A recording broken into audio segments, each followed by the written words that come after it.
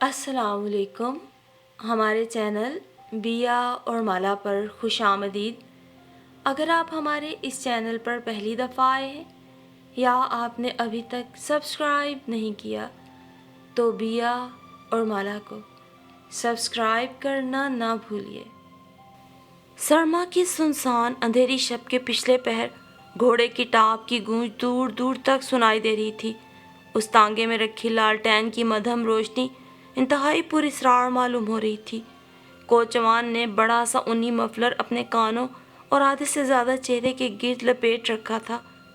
जिस्म पर भी कोई ऊनी लिबास मौजूद था। दिल तो यूं भी मारे खौफ के थर्रा रहा था। कब्रिस्तान के सामने से गुजर हुआ तो दिल उछल के हलक में आने लगा। एक तो सर्दी भी अरूज पे थी, दूसरे खौफ की कभी भी छूटी हुई थी। झुरझुरी लेते हुए उसने अपनी बड़ी सी चादर को अपने गिर्द अच्छी तरह लपेटा और मजीद सुकर सिमट के बैठ गई। ये जगह उसके कितने ही बुजुर्गों का मदफन है। बचपन में वो अपने बाबा के हमरा यहाँ मौजूद अपनी माँ की कब्र पे फूल चढ़ाने आया करती थी। फिर वो लोग शाहजी के मज़ार पर भी फातिहा खानी के लिए जाया करते थे। वापसी में तबरुक उनके साथ हुआ करता। आखिरी बार सांवल के इंतकाल पर यहाँ आना हुआ था। वो घंटों कब्र के कुतबे पे सर टिका कर अश्क बहाती रही थी, हत्ता के 11 साला चंदा उकता गई थी। वो मंजर याद आने पे उसकी निगाहों के सामने का हालिया मंजर धुंधलाने लगा। चादर के पल्लू से आंखें रगड़कर वो उस मंजिल के आने का इंतज़ार करने लगी जहाँ पर पहुँचने के बाद एक बार फिर लुट जाने का खदशा था। मगर माँ होने के नाते एक मुबहम सी आस भी थी। उसने सोचा था कि वो अपनी औलाद को किसी भी तरह मना लेगी। तांगा उस पीपल के पेड़ से आगे नहीं जा सकता था, लिहाजा कोचवान ने लगामें खींच ली। तांगे से उतर के उसने पोटली उठाई और आगे की तरफ आकर किराए की बाबत दरियाफ्त किया। 15 रुपये। सन्नाटे में फटी फटी आवाज़ गूंज गई।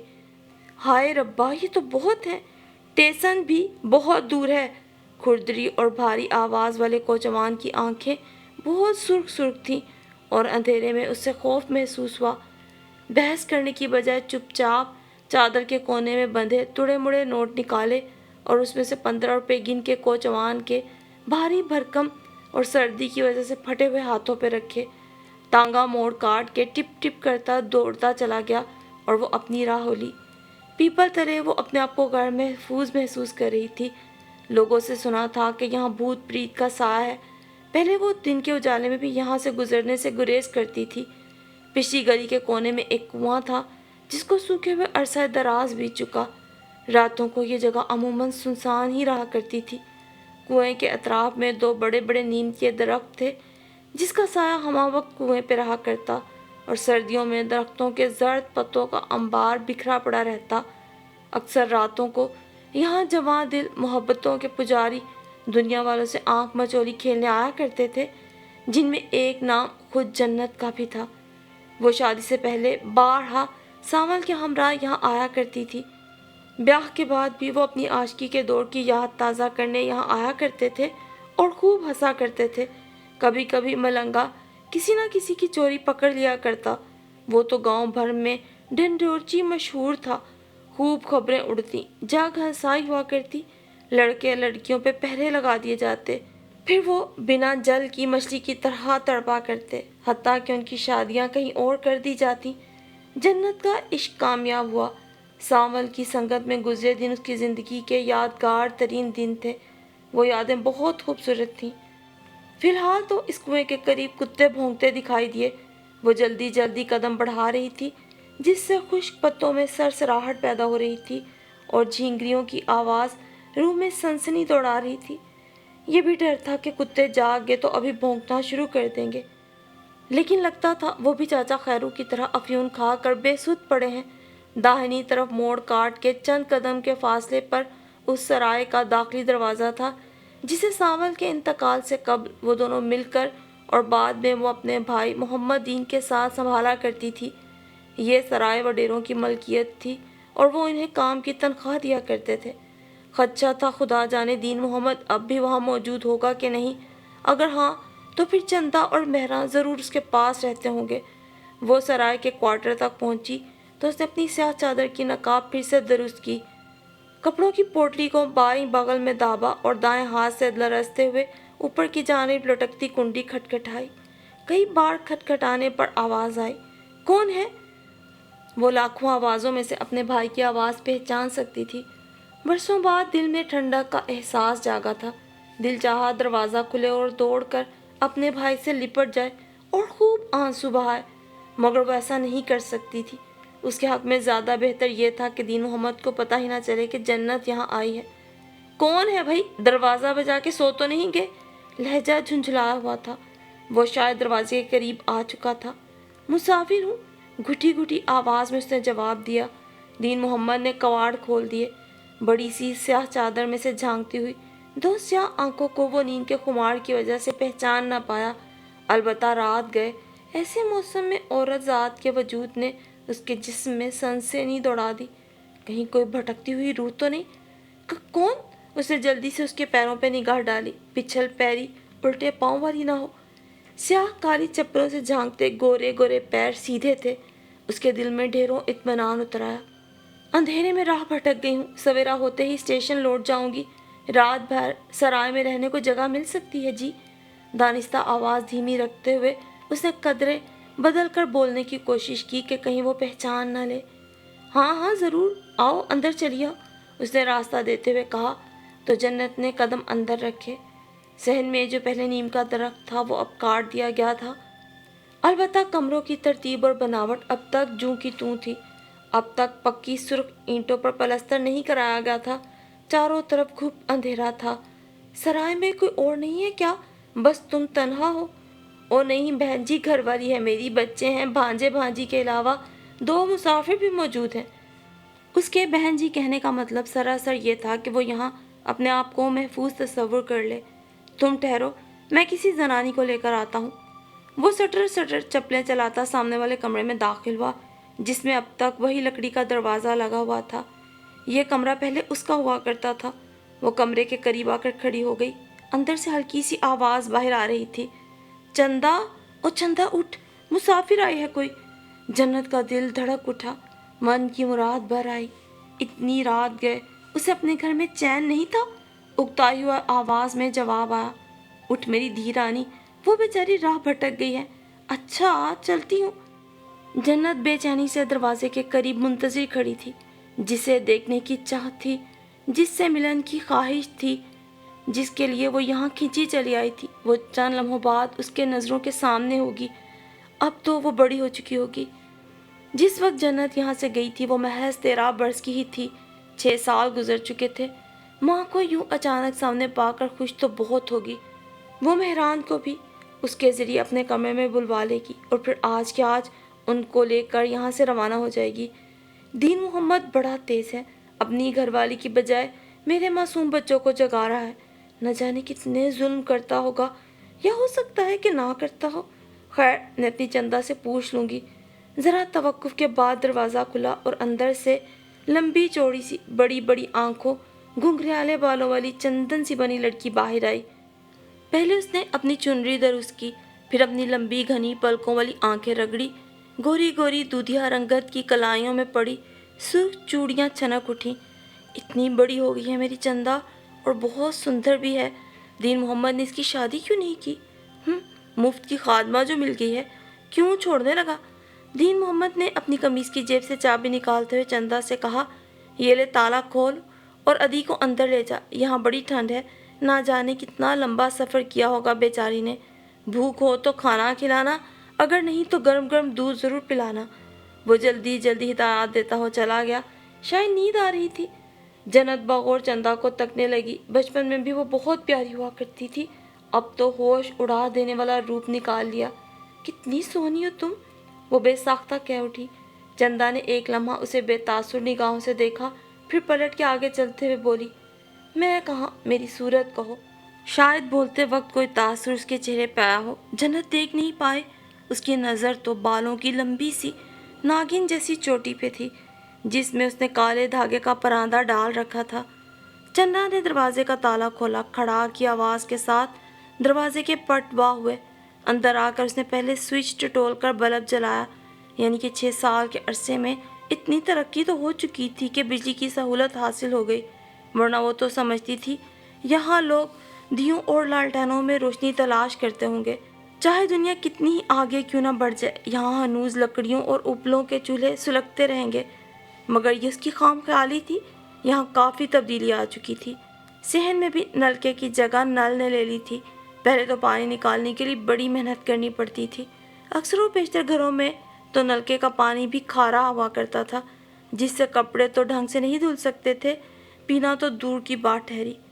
چارپائی سیدھی کر کے چندا نے لکڑی کے تخت پر ترتیب سے رکھے بستروں کے انبار سے ایک گدڑی، ایک تکیہ اور رضائی نکالی۔ چارپائی پر گدڑی ڈال کر ایک سرے پہ تکیہ رکھا اور ایک سرے پہ رضائی رکھی۔ اس وقت کون سی گاڑی آتی ہے اسٹیشن پہ؟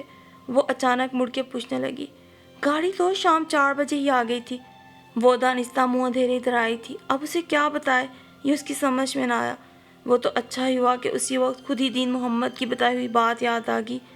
وہ ہاں، میرا ماما بتا رہا تھا نا، راہ بھٹک گئی ہو۔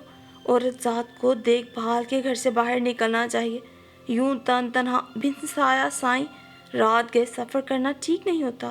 وہ بڑی سمجھداری سے اپنی ماں کو سمجھا رہی تھی۔ آہ، چندا نے ٹھنڈی آہ بھری۔ کاش پہلے کوئی مجھے یہ سب بتانے والا ہوتا۔ مجبوری تھی۔ ایسا بھی کیا؟ اس نے نتنے پھلا کر کہا، پھر چونک کے بولی، ارے یہ نقاب تو ہٹاؤ، اب یہاں کوئی مرد نہیں اور بے فکر رہو، آئے گا بھی نہیں۔ اس نے جنت کی آنکھوں میں جھانکتے ہوئے اپنی بات پہ زور دیا۔ کھانا کھاؤ گی؟ نہیں، بھوک نہیں ہے، رہنے دو، رات کے تمہیں محنت کرنا پڑے گی، تم یہاں آ کر میرے پاس بیٹھ جاؤ، مجھے تمہاری سنگت سے سکون مل رہا ہے۔ اس کے لہجے میں محبت و ممتا کی چاشنی تھی۔ چندا نے عجیب طرح سے اسے دیکھا، پھر اس کے پاس بیٹھنے کی بجائے باہر جانے لگی۔ اپنی یہ چادر اتار کے آرام سے رضائی میں گھسو، میں تمہارے لیے دودھ گرم کر کے لاتی ہوں۔ وہ چلی گئی۔ جنت نے ایک گہری ٹھنڈی سانس لی۔ ٹھنڈ واقعی بہت زیادہ تھی۔ کمرہ بند ہونے کے باوجود خنک لگ رہا تھا۔ اس نے نقاب ہٹا کر اپنا زرد مرجھایا ہوا چہرہ آزاد کیا۔ اس کے وجود کو یہاں سکون محسوس ہو رہا تھا، یوں جیسے برسوں کے سفر کے بعد وہ اپنے گھر واپس لوٹی ہو۔ مگر دوبارہ یہاں بس جانا اس کے لیے ممکن نہیں تھا۔ سوچ رہی تھی چندا اسے پہچانے گی یا نہیں۔ ضرور پہچان لے گی، بھلا کوئی پھول اپنی خوشبو سے لا تعلق رہ سکتا ہے۔ وہ تو مجھے دن رات یاد کرتی ہوگی۔ اور مہران تو اس وقت بہت چھوٹا تھا، محض 4 سال کا تھا، اب تو بڑا ہو چکا ہوگا۔ ہائے، وہ معصوم کس قدر رویا ہوگا، ماں کی آغوش کے لیے تڑپا ہوگا۔ اس کی مامتا بیٹے کو دیکھنے کے لیے تڑپ اٹھی۔ دل تو چندا کو بھی اپنی سینے سے لگانے کو، چوم لینے کو چاہا، مگر نہ جانے وہ کون سی دیوار تھی جو ماں بیٹی کے ملن کے بیچ حائل ہو گئی۔ اور زندگی کا سفر خواہ کتنا بھی طویل کیوں نہ ہو، سوچنے بیٹھو تو جیسے لمحوں میں سب نظروں کے سامنے گھوم جاتا ہے۔ جنت کے ساتھ بھی یہی ہوا۔ ایک نقطے پہ نگاہ مرکوز کیے وہ جیسے سالوں پیچھے چلی گئی۔ وہ ماضی کی بھول بھلیوں میں پہنچ گئی۔ وہ بھی موسم سرما کی بالکل ایسی ہی ٹھٹھرتی ہوئی رات تھی۔ فرق صرف اتنا تھا کہ وہ رات کا ابتدائی حصہ تھا جب ملک نواز نے سرائے کے کواڑ پر پہلی دستک دی تھی، اور پھر جنت کا موہنا سلونا روپ اسے بارہا یہاں آنے پہ مجبور کرنے لگا۔ ڈھیروں حسن کے ہمراہ رب نے جانے کس مصلحت کے تحت اس کی فطرت میں لالچ بھر دیا تھا۔ وہ بچپن سے ہی مال و دولت کی دل دادا تھی۔ سانول کے مرنے کے بعد شروع میں تو بذات خود سوگواری اور پھر دنیا داری نبھانے کے لیے جنت کو سنگھار، چوڑیوں، چندن، اکا دکا چاندی کے زیورات سے دور رہنا پڑا۔ عمر بھی اس کی ایسی کوئی بیوگی کی نہ تھی۔ گاؤں گوٹھوں میں تو یوں بھی چھوٹی چھوٹی لڑکیاں بچوں کی مائیں بن جایا کرتی ہیں۔ ہمیشہ بن ٹھن کے رہنے والی جنت کے لیے یہ رکھا پھیکا روپ سہنا سانول کے انتقال سے زیادہ کٹھن تھا۔ چند ملاقاتوں میں ہی ملک نواز نے جنت کی فطرت کو بھانپ دیا۔ اس کے پاس خدا کی عطا کردہ بے شمار دولت تھی۔ اب اس نے یہ طریقہ آزمایا کہ جب بھی آتا کچھ نہ کچھ حسن سلوک اور خوش خلقی کے مظاہرے کے تحت تحائف لاتا اور کہتا، رکھ لیا کرو، بیٹی کے کام آئیں گے، مگر کسی کو بتانا نہیں، لوگ تو یوں ہی بات کا بتنگڑ بنا دیتے ہیں۔ جنت ایک آدھ بار رسماً انکار کرنے کے بعد اپنے صندوق میں زیورات، ریشمی اور خوبصورت جوڑوں کے اضافے کرتی رہتی۔ کبھی کبھی چپکے سے سارے زیورات اور نیا جوڑا نکال کے پہن لیتی اور بارہا اپنے سراپے کو آئینے میں دیکھتی اور دل ہی دل میں اپنے حسن کو داد دیتی۔ ایک روز اس کی چوری پکڑی گئی۔ मलक नवाज को यूं अचानक सामने पा के वो घबरा गई। घबराहट में जल्दी जल्दी जेवर उतारने लगी। लाल लाल गोटी किनारे वाला लाल दुपट्टा झटके से दूर फेंक दिया। मगर वो भी बड़ा शातिर शख्स था। हमदर्दी करने के बाद बेबाक मोहब्बत जताने लगा। जन्नत की देरीना हसरतों, दौलतमंदी के खुशनुमा ख्वाबों को ताबीर देने के वादे करने लगा। वो पगली भी अपने ख्वाबों की ताबीर उस अय्यार और मकरूह शख्स की दौलत में ढूंढने लगी। चंदा भी महज 12 बरस की थी, मगर वो अपनी माँ की रोज़ बरोज़ बढ़ती रंगीन मिजाजी और तन्हाई में एतदाल से बाहर बेपर्दगी को अच्छा नहीं समझती थी। इतनी ज़रा सी उम्र में वो इस दर्जा बेतकल्लुफ़ी का मतलब ही क्या समझती थी। अलबत्ता उसे मलक नवाज बिल्कुल पसंद नहीं था। उसके नज़दीक वो इस दुनिया का सबसे बुरा शख्स था। मलक नवाज की पहली बीवी के यहाँ औलाद नहीं थी। अगर उसकी नीयत नेक होती तो वो जन्नत को दोनों बच्चों समेत कबूल कर सकता था, मगर उसने ये शर्त आयद कर दी कि वो पराए मर्द के खून को परवान नहीं चढ़ाएगा। मोहब्बत कुर्बानी मांगती है। कभी औलाद माँ बाप को छोड़ देते हैं तो कभी माँ औलाद को छोड़ देती है। देखो, एक तरफ मैं हूँ, मेरी बेपनाह मोहब्बत है और तुम्हारा ताबनाक मुस्तकबिल, और दूसरी तरफ तुम्हारे पैरों की ये बेड़ियाँ हैं। जन्नत तो वैसे भी बहुत आगे निकल चुकी थी। वो मुड़ के देखना भी चाहती तो ना देख सकती, और मलक नवाज यूं भी उसकी बरादरी का नहीं था कि पंचायत के जरिए उसे बच्चे साथ ले जाने पे मजबूर करवा सकती। दिल तो खूब तड़पा, मगर वो आंखों से अंधी हो चुकी थी।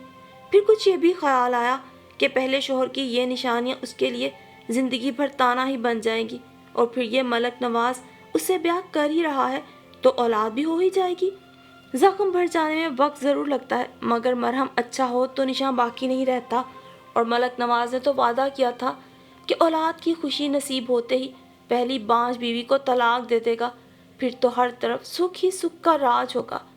ममता और शौर, ख्यालात और तफक्कुरात सब कुछ लालच के ताबे हो चुके थे, और वो आंखें बंद करके एक शब्द चुपके से मलक नवाज का हाथ थामे पहले इज्जत, फिर ममता, फिर सराय और फिर इस गांव की हद पार कर गई। छन छन छन छन चूड़ियों की मधुर झनकार पर वो फिर से हॉल की तरफ लौट आई। दरवाजे की चरचराहट के साथ ही चंदा दूध का गिलास हाथ में थामे अंदर आई। साथ उसने लंबी जमाई भी ली। उसे नींद आ रही थी। रात गए जाग जाग कर अहरे गहरे लोगों की खिदमत करना कभी कभी कितना बुरा लगता है, इसका अंदाज़ा जन्नत को भी था।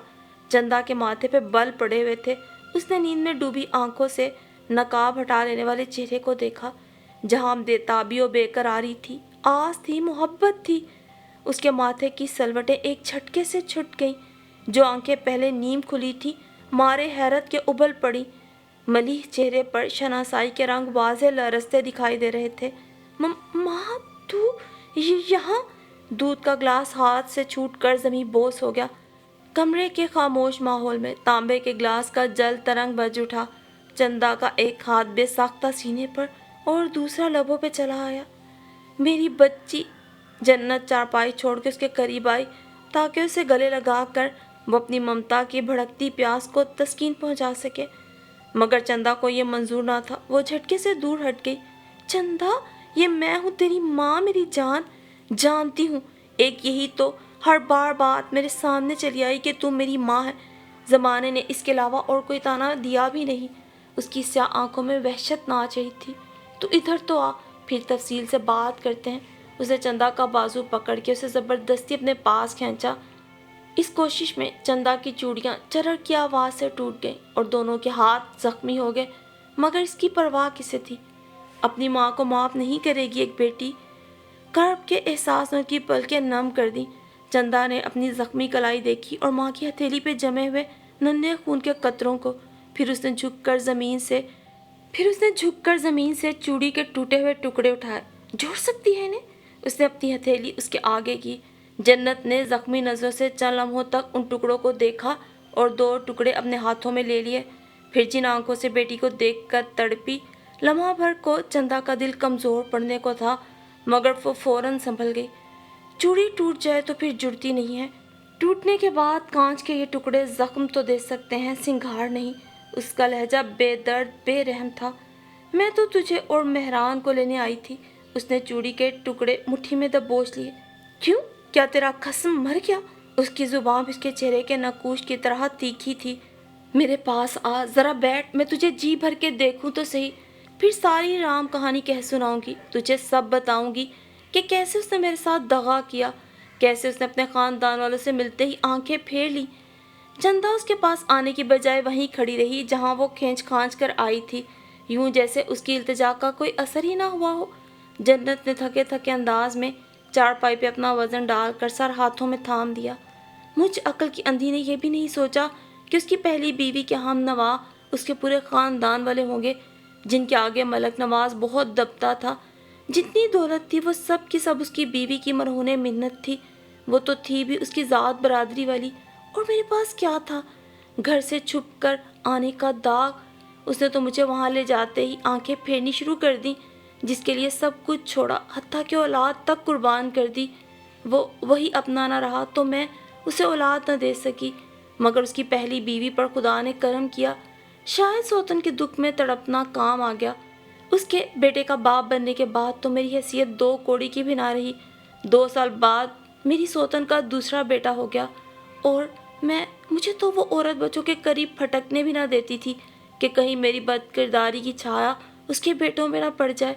یہ بھی بہت تھا کہ ملک نواز نے اپنے نام پر مجھے رہنے کو جگہ اور 2 وقت کی روٹی تو دے رکھی تھی، مگر ہر روز یہ سن سن کر میں زندگی سے عاجز آ چکی تھی کہ جو آتا وہ نئے انداز میں یہ ضرور جتاتا کہ میں گھر سے چھپ کر آئی ہوں، میری کوئی عزت نہیں ہے، میری حیثیت یاد دلائی جاتی۔ جسم پہ پڑی مار تو انسان سہ سکتا ہے، مگر روح کی اعزار رسانیاں برداشت نہیں کر پاتا۔ بارہا مرنے کے مترادف ہوتا ہے یہ۔ جب یہ نشتر بازیاں میرے قابو سے باہر ہو گئیں تو میں نے ملک نواز کا گریبان پکڑ لیا کہ اس نے مجھے سنہرے خواب کیوں دکھائے تھے، اگر دکھائے تھے تو ان سب کو تعبیر بھی دے۔ میرے بے شمار سوالوں کے جواب میں اس نے صرف 3 لفظ کہے اور مجھے اپنی زندگی سے بے دخل کر دیا۔ آخر میں جنت کی آواز پر آ گئی۔ سوچا تھا اپنی ماں کی دکھ بھری بپتا سن کر ایک بیٹی کا جی پسیج جائے گا، وہ سب کچھ بھول بھال کر ماں سے لپٹ جائے گی، مگر وہ خود اس سے بھی بڑے زخم لیے بیٹھی تھی۔ ساری کہانی سننے کے بعد اس نے ایک تلخ و استہزائیہ کہکا لگایا۔ تیرے جیسی لالچی کا انجام ایسا ہی ہونا چاہیے تھا، تیرے ساتھ کیا ہمدردی کریں، تو ماں کے مقدس اور خوبصورت رشتے کے نام پہ دھبا ہے۔ تو کیا تو مجھے معاف نہیں کرے گی میری دھی، میری چندا؟ اور نہ میں کہاں جاؤں گی، میرے تو سینے میں سا ہی اب تیرے اور مہران کے نام کا بچا ہے۔ وہ تڑپ کے بولی۔ اپنی سکھ کی سانس کے لیے اولاد کے مستقبل سے کھیلنے والی ماں کے منہ سے یہ سب الفاظ جھوٹ لگتے ہیں۔ تو نے تو یہ بھی نہ سوچا کہ تو اپنی بیٹی کی سانسوں کو دھوکنی بنا گئی ہے؟ جب دل کو آگ کر چکی ہے تو یہاں پھولوں کی توقع کیوں لے کر چلی آئی؟ اب تو انگارے ہی بچے ہیں ہمارے پاس۔ اچھا یہی ہوگا تو اپنی صورت لے کے یہاں سے چلی جا، کسی نے دیکھ لیا تو۔ ماما نے کیسے کیسے جتنوں سے میری لاش سنبھالی ہے، وہ مٹی میں مل جائے گی۔ وہ بے دردی کی انتہا پہ تھی۔ مہران کو لے آ چندا، ہم یہاں سے دور چلے جائیں گے جہاں کوئی ہمیں نہ جانتا ہو، ہم تینوں سکھ سے رہیں گے، کوئی تانا دینے والا نہ ہوگا، کبھی سننے کو کوئی گالی نہیں ملے گی۔ بہت معمولی لالچ تھا، چندا ان باتوں میں آنے والی کہاں تھی؟ تو نے مجھے کبوتری سمجھا ہے کہ آنکھیں بند کر کے سمجھوں اب میں محفوظ ہوں؟ ان کانوں نے تیرے پیچھے تیرے بارے میں ایسے ایسے الفاظ سنے ہیں کہ بہرے ہونے کی دعائیں مانگتے ہیں۔ عزت وہ نہیں ہوتی کہ لوگ ہمیں منہ میں میٹھا بولیں اور بس، بلکہ عزت تو وہ ہوتی ہے کہ ہمارے پیچھے بھی ہمیں اچھے الفاظ میں یاد کیا جائے۔ کیا چاہتی ہے کہ میں تیرے ساتھ تیری اس کالی چادر کے سائے میں منہ دھیرے چلی جاؤں تاکہ کل کو لوگ مجھے بھی سب کہیں جو تجھے کہتے آئے ہیں؟ پہلے کیا کم ذلت دی ہے تو نے مجھے، جو اب مزید خود کو شرمندہ کروانے چلی آئی ہے؟ اس نے ہاتھ جوڑے۔ جا ماں جا، میں تو پہلے ہی بہت دکھی ہوں، اس سے زیادہ اذیتیں سہنے کی سکت نہیں ہے مجھ میں۔ جنت سکتے کے عالم نے کھڑی تھی، اس کی نگاہ بیٹی کے جڑے ہوئے ہاتھوں پہ تھی۔ کرب کے ساتھ اس نے مٹھیاں بھینچی تو کانچ چبھنے سے خون رسنے لگا۔ آنکھیں تو بہہ بہہ کے اب سوکھا کنواں ہو چکی تھی۔ کچھ دیر بعد اس کی گردن اس انداز میں ہلی جیسے کہہ رہی ہو، ہاں چلی جاؤں گی، اب کبھی نہیں آؤں گی تجھے دکھ دینے۔ دل کو گہرا رنج تھا کہ وہ ایک نظر اپنے بیٹے کو دیکھ بھی نہ پائی۔ جب اپنی پرچھائی نے ہی ساتھ چھوڑ دیا تو کسی سے کیا آس لگاتی؟ جیسے چپکے چپکے آئی تھی ویسے ہی چپکے سے خود کواڑ کھول کے باہر نکل گئی۔ جہاں قدم پڑا چلتی چلی گئی، پیپل تلے آئی تو قدموں سے جان ختم ہو گئی، تنے سے ٹیک لگا کر ٹانگیں پسار کے بیٹھ گئی، سرد و گرم سے بے نیاز تھی، چادر کا بھی کوئی پتہ نہ تھا کہاں چھوڑ آئی۔ کتے ہوشیار ہو چکے تھے، بھونکنے لگے، جنت کی آنکھیں التجا کر رہی تھی، چیر ڈالو مجھے، کیا کروں گی میں زندہ رہ کر؟ مگر کتوں کو بھی رحم نہ آیا اس پر، ذرا دیر بھونک کے چپ ہو گئے۔ زمین پہ گرتے ہوئے اس نے اپنی مٹھی کھولی جس میں ٹوٹی ہوئی چوڑی کے 2 ٹکڑے اب بھی موجود تھے۔ پہلے اس نے اپنے ہونٹوں سے ان ٹکڑوں کو لگایا اور پھر کتنے ہی لمحے ہاتھ اونچا کیے انہیں ایک ٹک دیکھنے میں گزر گئے، حتیٰ کہ آنکھیں پتھر آ گئیں، ہاتھ بے جان ہو کے ڈھلکا اور ٹوٹی ہوئی چوڑی کے ٹکڑے زمین پر ہلکی سی آواز کے ساتھ گر گئے۔ ٹوٹی ہوئی چوڑی بھی، سچ ہی تو کہا تھا چندا نے، عورت کی عزت بھی چوڑی کی طرح نازک ہوتی ہے۔ ایک بار بے سوچے سمجھے جو عورت گھر سے باہر قدم نکال دیتی ہے وہ ایسی ٹوٹی ہوئی چوڑی کی طرح ہی ہو جاتی ہے جو کبھی بھی جڑ نہیں سکتی۔ جنت کے اٹھائے غلط قدم نے جہاں اس کی عزت کا جنازہ نکالا، وہیں اس کے بچے بھی آج تک معاشرے کے ہاتھوں ذلت اٹھا رہے تھے۔ بس یہی وہ احساس ندامت تھا جو وہ اپنی آخری بوجھل سانسوں کے ساتھ اس دنیا سے اپنے ساتھ لیے جا رہی تھی۔